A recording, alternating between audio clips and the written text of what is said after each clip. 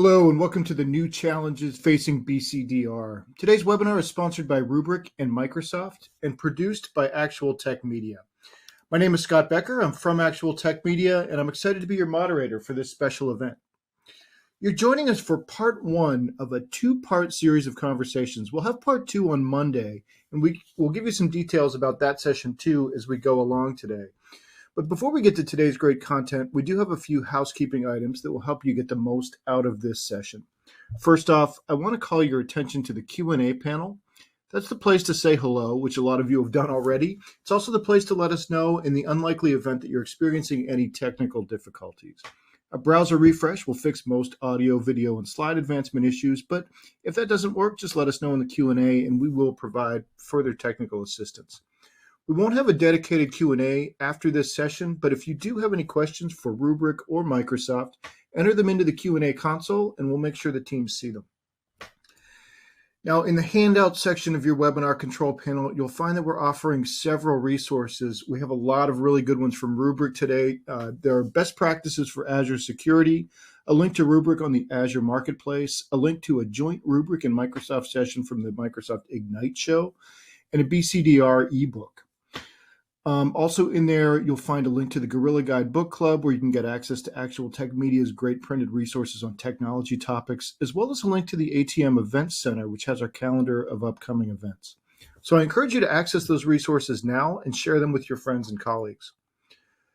At the end of this webinar event, we will be awarding a $300 Amazon gift card to one lucky registrant. Of course, you must be in attendance during the live event to qualify for the prize. The official terms and conditions of today's prize drawing can be found in the handout section as well. Just scroll to the bottom and you'll find the prize terms and conditions link there. And with all that out of the way, let's get to today's fantastic conversation. It's going to be my pleasure to have a conversation here with the one and only John Murphy. John's been a featured speaker on several Actual Tech Media events in the past, and it's always great to have him on. As Rubrik's Global Field Chief Security Officer and Chief Information Security Officer, John has a wealth of real-world experience to draw on. So without further ado, let's go on camera and bring John on. John, welcome, and thanks for joining us. Thanks for having me. It's great to be here, Scott. It's great to have you. Yeah, so, before we get into, our discussion today about the new challenges facing BCDR, it might be good to sort of level set. So what is business continuity management? What are we talking about? Yeah, it's a topic that's been around for a very long time. And it's been sort of foundational to a lot of what we do with technology, dating back to the 40s, 50s, and 60s. As we became more and more dependent on computer systems, we developed the realization that, should something happen to us, usually a natural disaster of some kind, maybe a fire or a flood in a data center, we had to have a way to recover. So business continuity management traditionally is sort of the holistic approach to managing potential threats to an organization and ensuring that the responses to those threats mitigate to as significant an extent as possible what the underlying threats really may be in terms of impact to business operations, to revenue, to brand, et cetera.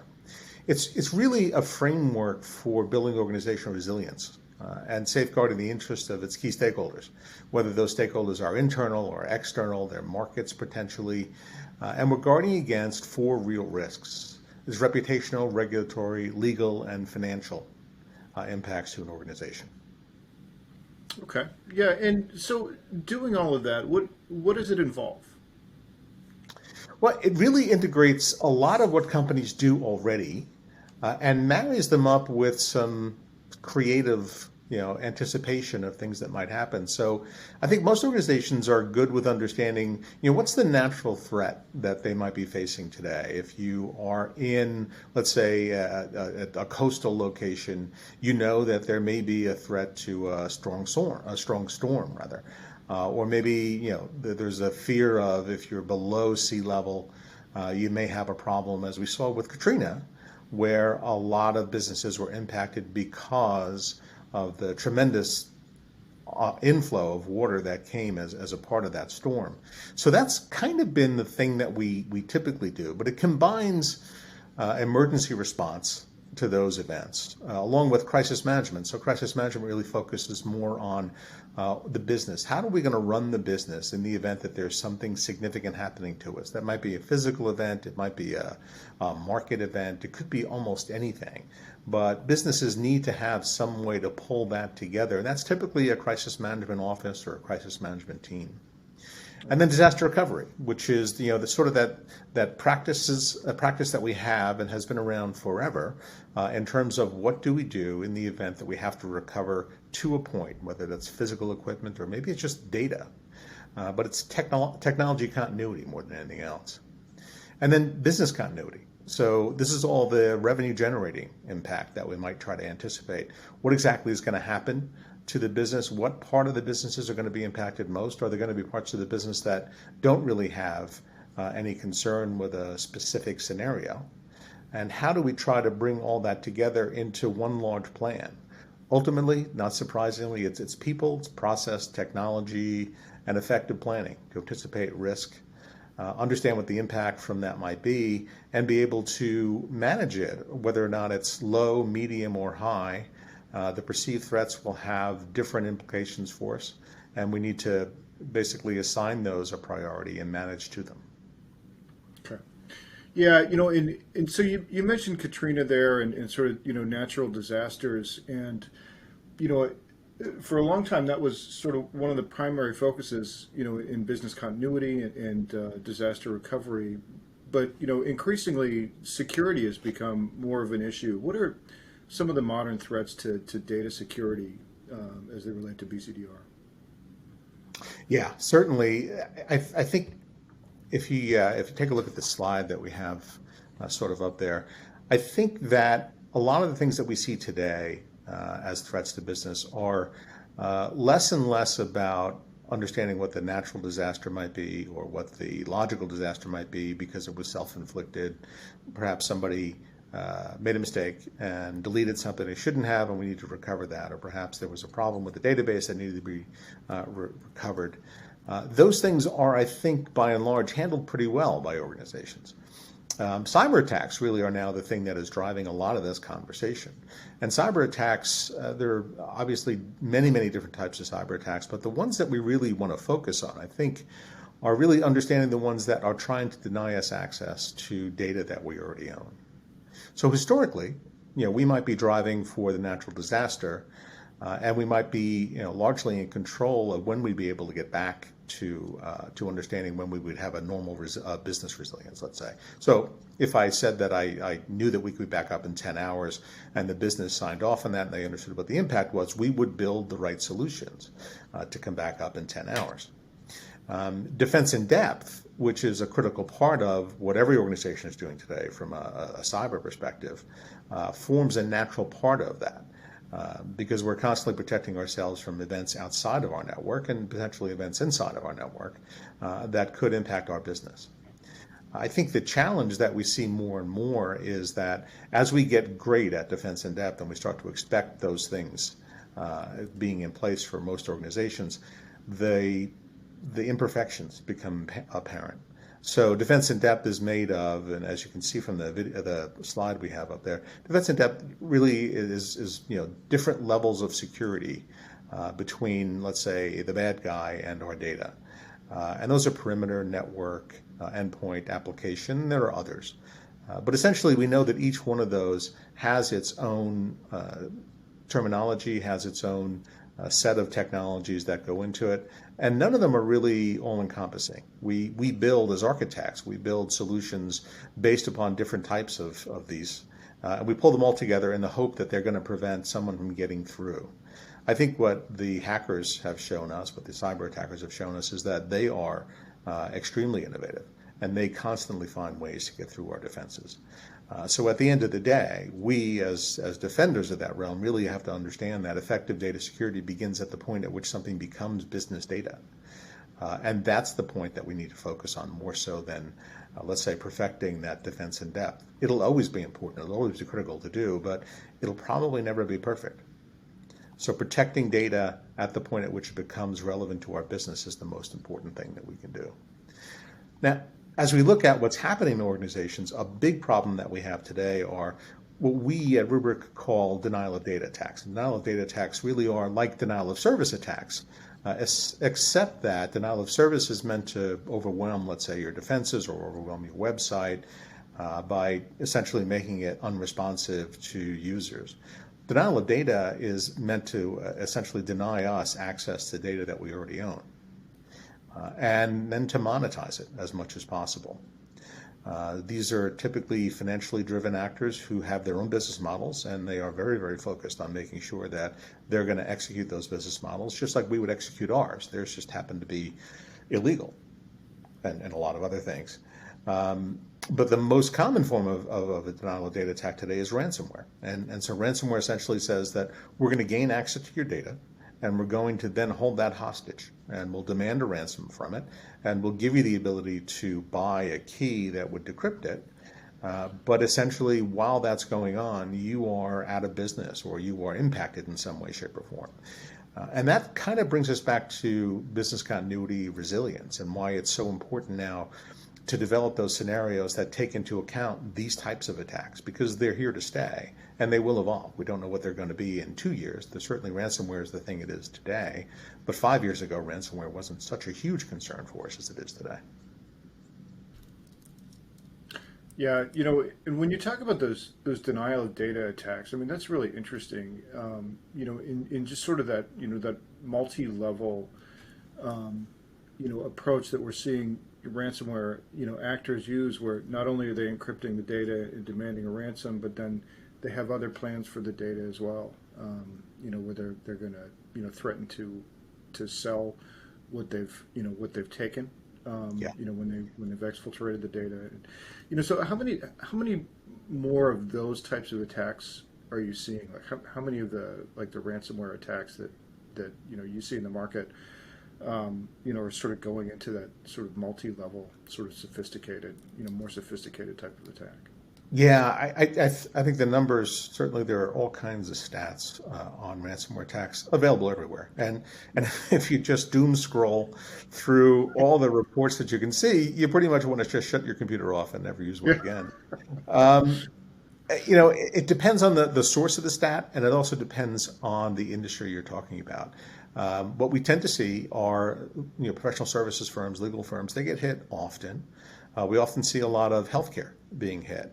And that's, I think, in the healthcare case, simply because there are so many IoT devices that are in use in hospitals and primary care facilities that I think it almost depends on the sophistication of the actor married to the type of industry you're in.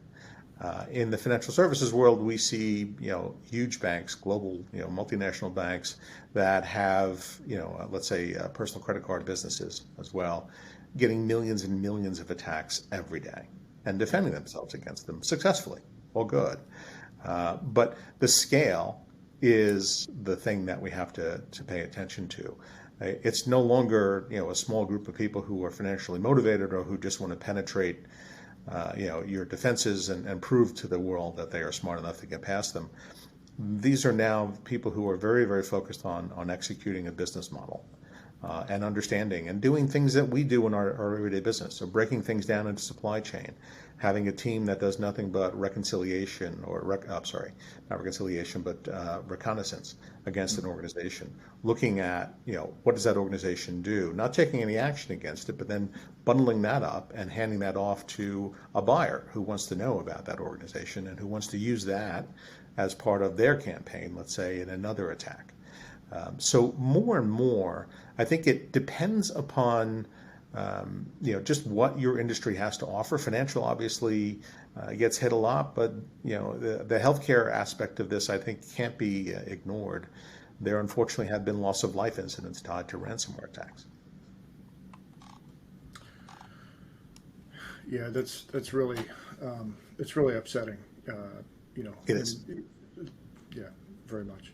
So I think you had one more slide that you had some more things to go to, and then we were going to go back to conversation. Yeah, I do. So the thing I wanted to cover here was really just helping people to understand, generically, what are the most important things you can do to protect your data. So this slide talks about Rubrik Security Cloud, obviously, and the capabilities we provide.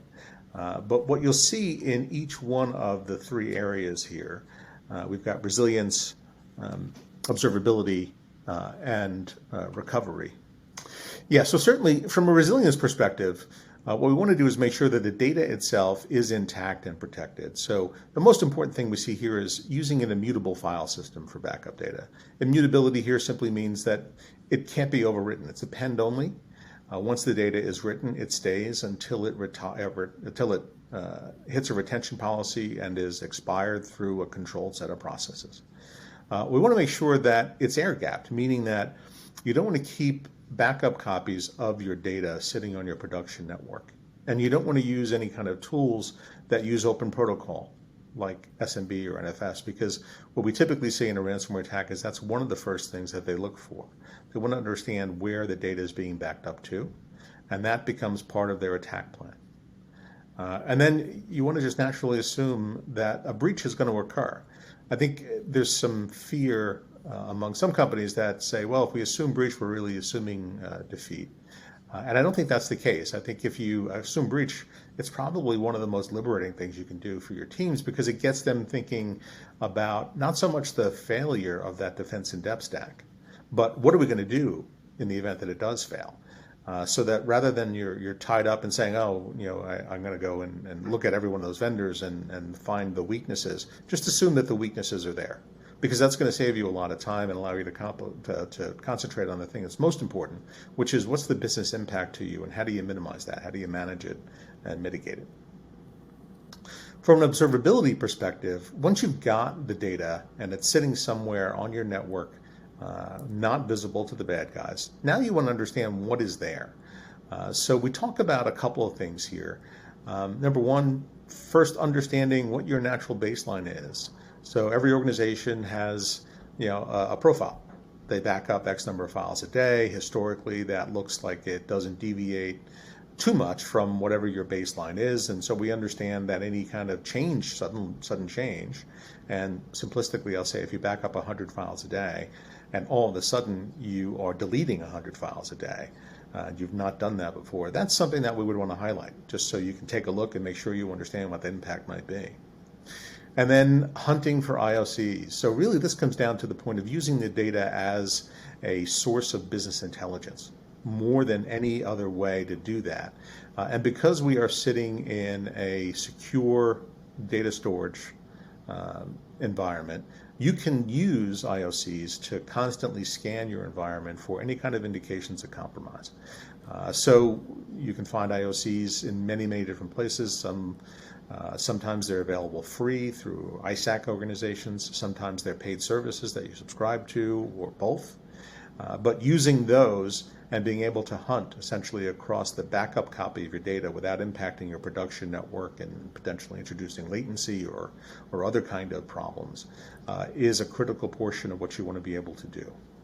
And then you're going to scan for sensitive data types. You have to know what kind of data you have in the environment, and that's critical because you want to make sure that you are applying due care. So if you have social security numbers sitting in a database somewhere and they are unencrypted, you want to be aware of that before a breach might happen. So you can take proactive steps to make sure that that data is encrypted inside your database, so that even if it does become exfiltrated for some reason, you're not facing the problem where you have to go and secure it or understand what the ransom might be or the impact might be to your customers. And then finally, I think bringing that back full circle, once you understand what your data is, looking at your CMDB, understanding what your record really tells you about what type of data you have versus what type of data you think you have is an important thing in terms of just getting to the point where the organization is more mature. And then lastly, from a remediation perspective, getting you back up and running. How quickly can we do that? What's the most important thing we can do? And here, shifting left of, let's say, an incident or a boom, cyber attack of some kind is critical. You want to move as many of these types of activities left of boom as possible. And that gives you time to think about them, think them clearly through, as opposed to reacting in the event that they do happen. So you want to be able to monitor for any kind of trends in terms of the types of data that you have, how long you're actually retaining data. Are you seeing any kinds of issues with being able to contain or quarantine suspect backups? You want to automate as much as possible well beforehand. So understanding that my accounts payable system is the most critical system that I have, and accounts payable is comprised of these types of virtual machines, these types of databases, this specific reference data source. If you know all that well beforehand, you can automate it. And then you can use that to drive execution of a recovery scenario and really take the humans out of it. And not in a bad way, but just you want to get people out of the practice of having to think through for the first time what they want to do in the event that you're being attacked. And that really just drives speed of recovery. So if you're testing constantly and you're leveraging muscle memory, you're that much further along in terms of being able to recover your business quickly. Okay. Well, this is a fantastic slide. A lot of detail here, a lot to think about. One thing, before we get into some of that, observability is a word we're hearing a lot about lately. You've gone through a lot of the detail, but at a high level, what are you referring to with observability? I would say the simplest way to think about it is traditionally we gather data, we do some operations on it, and then we store it until the next time that we need to gather that again. Well, that's fantastic, but what we're not doing there is leveraging it as potential business intelligence. So observability really goes down to the point where not only are you capturing and monitoring what's happening as you operate on that data, but you're also looking across the data set to see what you can learn and understanding what minute changes or what minute trends are you seeing in your data that suddenly make you, or that could add value to your business or could inform the kind of risk that you carry from day to day. Okay. This is one of those obvious questions, but I learned in school, always ask the question that seems obvious to you if you don't know it because somebody else doesn't know it in the audience. CMDB. I know I've looked up that acronym before, but what does that stand for? Yeah, and apologies. Configuration Management Database.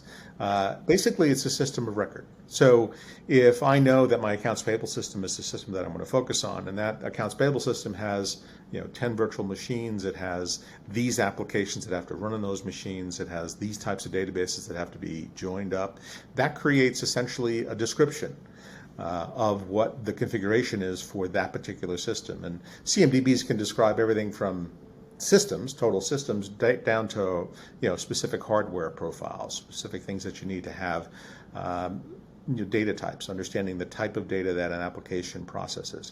It's really meant to be the system of record for all things about essential operational and risk management.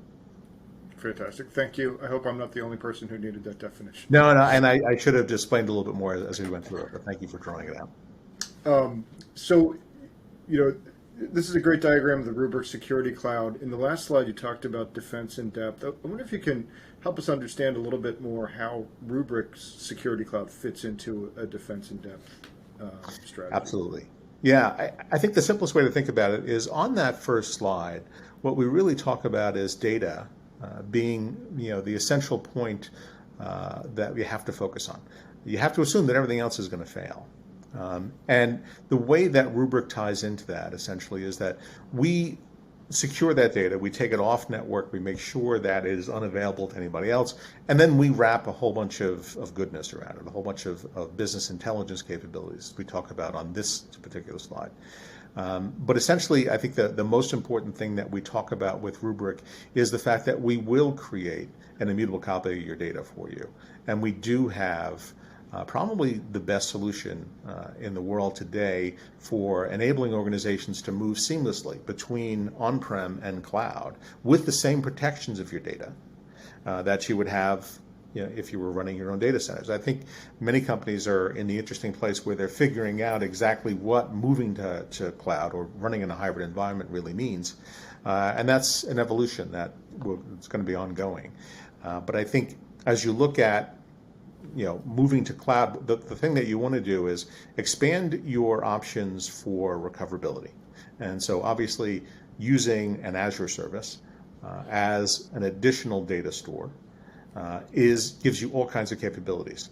So you don't have to worry necessarily about your data centers anymore because your data now is sitting somewhere where you can quickly access it. And not having to reinvent process because the way that, let's say, you would store that externally would be different or than you would use internally.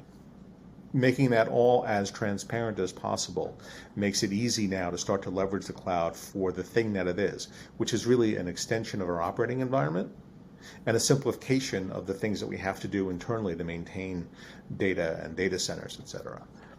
So largely what we're getting from this is really the promise of the cloud, which is the ability to grow your business very, very quickly, scale up and scale down, and also the ability to ensure against serious threats to your business that might come from, let's say, an issue with your primary, your secondary data center, or with, let's say, connectivity from those data centers to the rest of the world via the public cloud.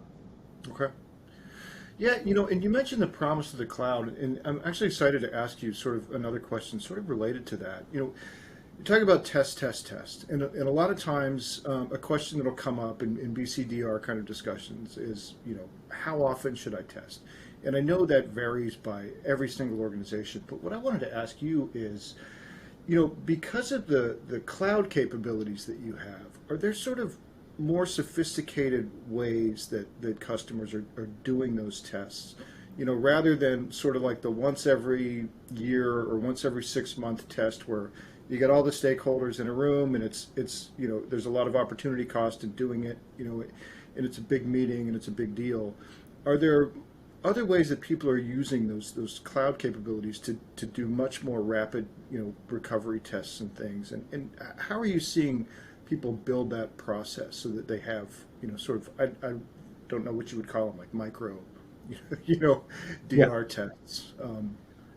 No, it's a perfectly valid and really important question. So as you develop the ability, let's say, a lot of organizations will ask the question, well, where should I be recovering that data to? So if I have an established program of business continuity, oftentimes what you'll see is that an organization makes the commitment to maintaining a physical copy of their production infrastructure, maybe scaled down, but still it's a copy, and that ties up assets, right? It ties up hardware, it ties up software, it ties up systems administrators who have to do nothing but maintain that environment. And as as all the things that go into that environment change, operating systems, et cetera, you have to do your maintenance on those as well. What we're really talking about here is the promise of the cloud being that you can leverage the cloud for just focusing on those business critical activities as opposed to all the maintenance activities that go with it. So being able to say, I don't have to necessarily maintain a physical environment anymore to do my testing, potentially opens up the door now to say, okay, that time that you were using to maintain that environment, let's use that time to talk about scenarios now. And let's make sure that the scenarios that we're using are real world. I think a challenge for all of us, and I've made this mistake in my career as well, is that we get into so many things going on at any point in time, and the need to be able to say, I have a certain capability, that we check the box, right? We establish a baseline capability, we say, I've established that, there are 100 other priorities, I'm going to move on to those, and eventually we'll circle back to this and we'll build this out, whatever this thing is that we've just checked off. The problem, I think, for most of us in industry is that we never get the chance to circle back. So that check the box at the point at which it becomes the thing that we accept as proof that we can recover, let's say, becomes the thing that potentially might hang us at the end because we didn't really think through all the scenarios, or we didn't really do the diligence around those scenarios. So if we can make it easier to use cloud to spin up workloads very, very quickly through SDN, or any type of approach that you might have, then we've made it a whole lot easier for you then to be able to say, look, on a monthly, quarterly, weekly, whatever that is appropriate for your business and the risk that you're trying to guard against, I have the ability to test that without tying up a bunch of internal resources. And I can do that on as frequent or infrequent a basis as I think is appropriate based upon the risk. I like that. Is that sort of answer? Yeah, definitely. Cool. So, we're talking about new challenges facing BCDR. I want to sort of shift gears into another one. Statistics are that over 30% of employees currently work remotely and 60% work in hybrid environments. This has got to be complicating business continuity and disaster recovery planning.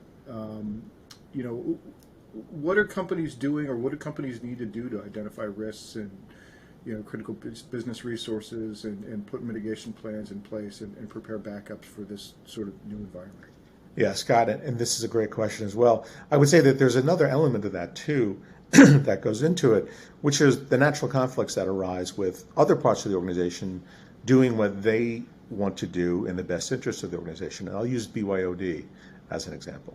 Okay. So because of COVID and because of things like bring your own device, people wanting to be able to use that device, in their off time, their own personal device, it often comes down to there's an expanded risk profile here that results, right? So I use my phone, it's my personal phone. I used to carry two phones. I no longer do that.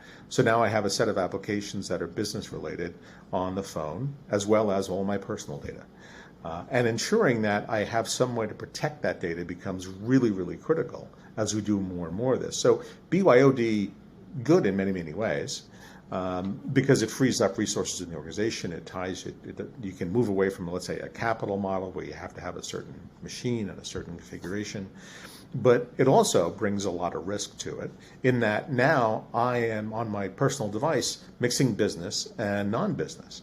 And potentially, what happens if I have some type of business data that I'm using that I save a local copy of, if I can do that? Now, there are all kinds of policies you can put in place. There are all kinds of paper controls as well as technical controls that you can put in place to make sure that people can't necessarily do that. But going back to sort of the defense in depth slide, know that every one of those is going to be imperfect. So people are potentially going to be able to save a copy of a data set that they needed for some reason, but they never brought back to that network store, that share that is going to be backed up continually. So I think this brings us to the point where as we expand options for people to work remotely and to have a hybrid workplace, we also just have to make sure that they understand that part of that is also making sure that that data that you have access to now finds its way back to a secure location where it can be essentially archived and managed as it should be. So if I download a data set and I do some business critical thing because I've got to bring a customer back up online, I need to make sure that that finds its way back to the network so that we have not only secured that data, but we don't have the risk of it sitting on an unsecured device like my home PC or something along those lines. Right. I think that companies are well aware of that. I think that we have been, asking users for their help as the first line of defense for a very long time, and I think people get it. I just think that as we continue to evolve technical capabilities, we need to reinforce those messages. Well, that's definitely a big new challenge. So I appreciate you addressing it that way.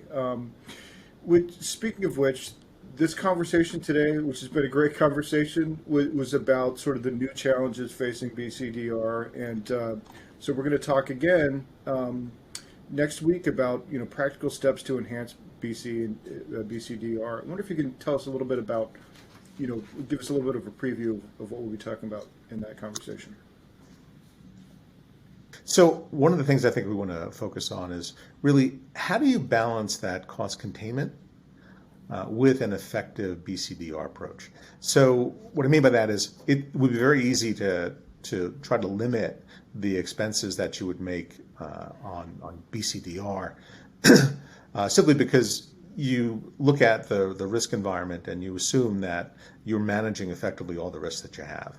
I think that we need to, quite honestly, challenge ourselves and assume, along with assume breach, assume that what we're doing for BCDR is not enough. And sort of just continually push the boundaries, evolve those scenarios. And one of those scenarios would be typically a ransomware attack, let's say, or a denial of data attack of some kind. And then just to understand what we actually need to do in those cases to prepare for those events well before they ever happen. I think we'll also talk about what are the components of a truly effective BCDR plan. And there are all kinds of organizations that can help you with this. Some of them are paid, some of them are nonprofits that will share their resources with you. We'll cover a few of those, I think, as well. We'll talk about the skills gap. So certainly from an IT and a security perspective, there are lots of skills gaps today because technology continues to evolve far faster than we certainly have the ability to grow our skill sets. So constantly bringing in people who have those new skill sets and making them part of our solution set is really, really critical. Cloud, I think, is a good example of that. We'll talk a little bit about that in the next session.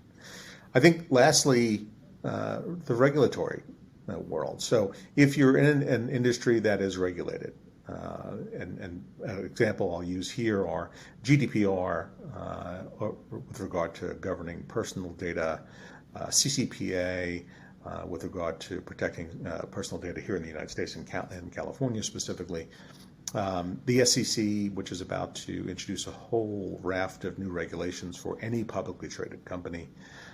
These are all evolving, evolving reactions to what we see from a risk perspective with many organizations. And so I think it's important to just be cognizant of the fact that regulators see the risk that data potentially has, and that has, in terms of disrupting systems. So the financial system, what would happen if, let's say, a significant amount of banks suddenly weren't able to participate in, let's say, global payments? Those kinds of things, I think, are more and more things that we want to talk about amongst ourselves before we get into a case where we have a regulation that really doesn't adequately address the risk, but forces all kinds of additional costs on us. Right. And then lastly, I think this is an ecosystem, and understanding who adds value in particular ways and how they do that outside of your organization is critical. No organization is going to be able to stand on its own completely. So it is very much finding the right balance of what your capabilities are, what your partner's capabilities are, and choosing wisely. Okay. Well, fantastic. I'm really looking forward to that one.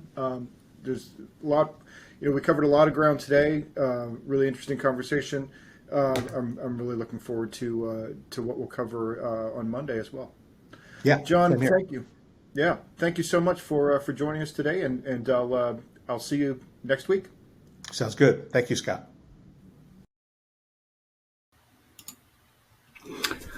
So I've really enjoyed this conversation, and as John was just explaining, we'll be digging into practical steps to enhance business continuity and disaster recovery when we pick up the conversation again on Monday.